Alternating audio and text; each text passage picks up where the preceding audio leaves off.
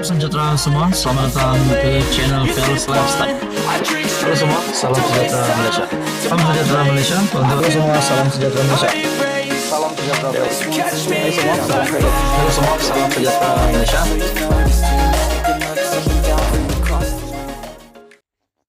Salam sejahtera Malaysia. Selamat datang ke channel Fels Lifestyle. Isu hangat hari ini daripada Syahbudin.com, ulasan daripada Syahbudin Husin.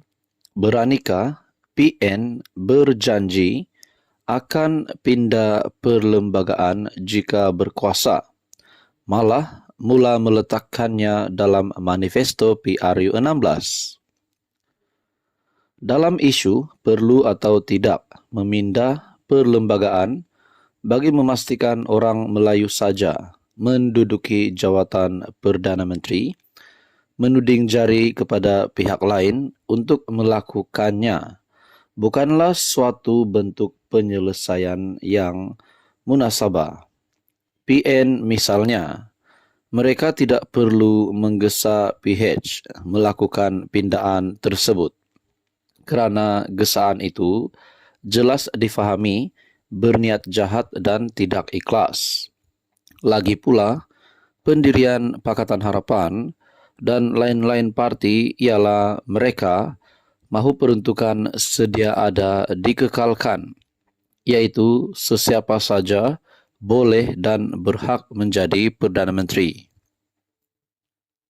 Tetapi, berserta kefahaman dan kesepakatan, dalam masa yang sama, mereka yakin bahawa berdasarkan orang Melayu merupakan penduduk majoriti negara ini, orang Melayu tetap merupakan pilihan utama untuk menjadi Perdana Menteri. Bermakna tidak perlu dipindah perlembagaan atau diwajib paksakan perkara tersebut. Penyelesaian melalui persefahaman, kesepakatan dan saling memahami adalah bentuk yang lebih harmoni, dan itulah yang berlaku selama ini. Tambahan lagi, sudah 15 kali PRU diadakan. Di negara ini, tidak pernah terpacul nama bukan Melayu ditonjolkan sebagai calon Perdana Menteri. Jadi, kenapa kita perlu kecoh dan kelam kabut? Dalam hal ini, kiranya PN seperti mana kenyataan beberapa pemimpinnya benar-benar mahu hanya orang Melayu saja boleh jadi Perdana Menteri, adalah lebih baik mereka sendiri yang memperjuangkan perkara itu mulai sekarang. Kalau mereka mahu perkara itu menjadi kenyataan, merekalah yang mesti memperjuangkannya dan bukan disuruh kepada orang lain. Langkah terbaiknya, mereka hendaklah mula menabur janji daripada sekarang bahawa jika PN berkuasa atau berjaya memerintah negara suatu hari nanti, maka pindaan itu wajib akan dilakukan. Dalam PRU 16 akan datang, perkara memindah perlembagaan untuk memastikan Melayu saja boleh jadi Perdana Menteri mesti diletakkan sebagai manifesto utama dan tunjang dalam semua gerakan kempen yang dibentangkan kepada pengundi. Soalnya, beranikah PN berbuat demikian? Halo semua, salam sejahtera Malaysia. Saudara-saudara yang amat dihormati semua, terima kasih kerana memilih channel ini untuk mendapatkan maklumat-maklumat politik, info-info yang hangat di Malaysia. Saudara-saudara, baru-baru ini kita dikejutkan dengan pembubaran kabinet. Sudah pasti antara yang menjadi buah mulut ramai, antara yang menjadi cerita ramai orang, terutamanya di kalangan peminat-peminat politik Malaysia. Berkaitan dengan rombakan kabinet, pasti ada yang sangka. Selepas beberapa gesaan terhadap beberapa menteri, Rafizi Ramli, Mat Sabu, dan juga ada beberapa menteri yang lain, termasuk Datuk Seri Anwar Ibrahim sendiri, digesa untuk meletakkan jawatan, untuk meninggalkan platform Kementerian Kewangan untuk beliau lebih fokus dalam mentadbir negara. Ramai yang menyangka ada menteri yang tidak dipecat, tidak digugurkan. Tetapi akhirnya rombakan sudah selesai. Dan yang mengejutkan, antara yang menjadi buah mulut ramai adalah pelantikan Menteri baharu untuk platform Kementerian Kesihatan, yaitu Dr. Zulkifli. Dalam perkembangan yang lain, Tok Mat, yaitu timbalan Presiden UMNO, juga dikatakan ramai orang diturunkan pangkat selepas beliau tidak lagi memegang platform Kementerian Pertahanan, tetapi memegang platform menteri yang lain. Nah, saudara-saudara, apa yang berlaku selepas kabinet dibubarkan? Satu ulasan daripada Syabuddin Husin, syabuddin.com, yang pasti mengejutkan ramai.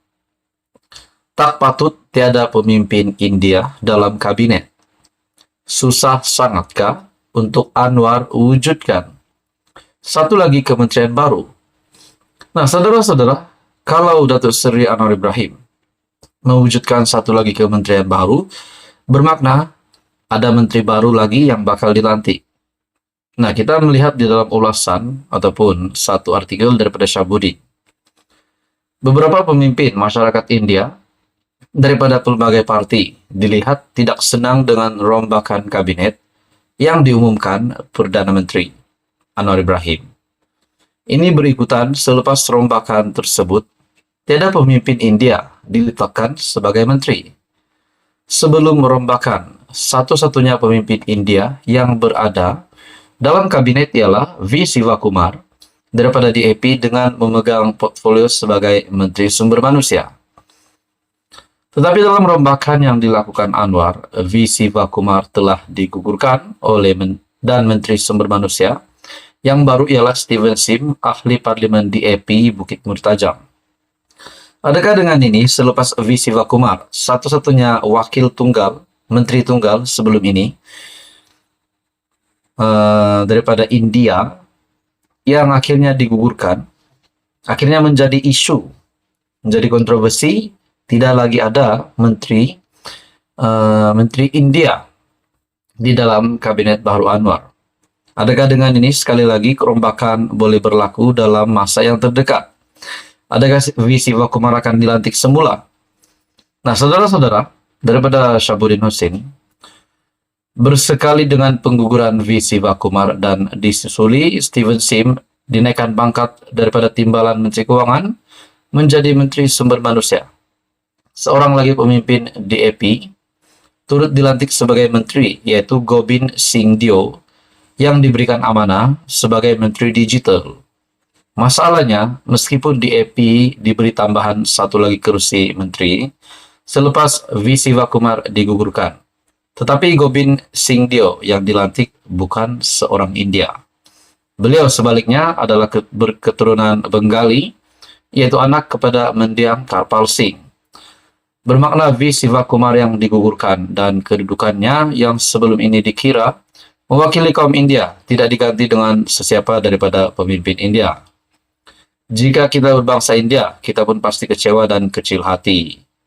Lebih-lebih lagi, kaum India agak ramai juga jumlahnya yang menyokong PH sejak dulu, baik melalui DAP maupun PKR.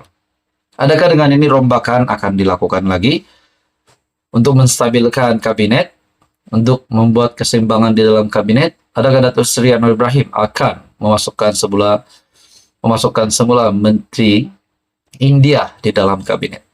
Apa komen Anda? Sekian saja, teruskan bersama di dalam channel ini.